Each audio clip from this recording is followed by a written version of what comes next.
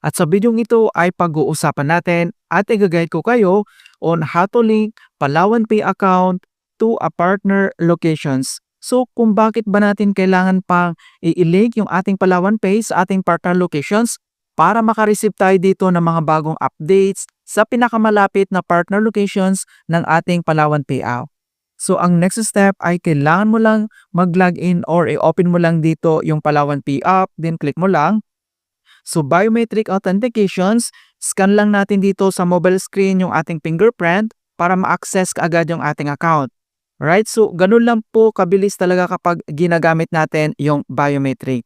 So dito lang sa ating Palawan profile homepage, then kailangan mo lang mag-scroll down and then hanapin mo lang dito yung Suki, link your account to a partner locations and get updates about on the ground activities in your area. Ayan, so kailangan mo lang i-click yan.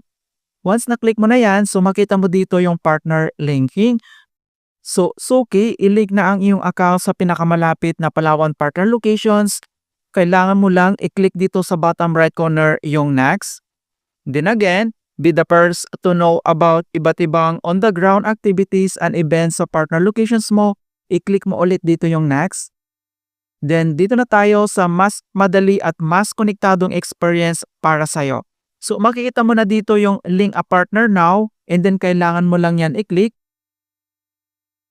Ayan, so makikita mo na dito yung partner linking. So makita mo naman dito yung ating location. So nandito ka agad. So connect to a partner locations. So dito naman makikita mo dito yung pinakamalapit na partner locations mo. So nandito yung mga Palawan Pay na branch na pwede mong i-select sa pinakamalapit talaga na locations near you nakalagay dito. And then select lang tayo dito. Once nakapili ka na kung anong branch or yung anong locations yung pinakamalapit sa'yo, and then kailangan mo lang i-click dito yung link branch.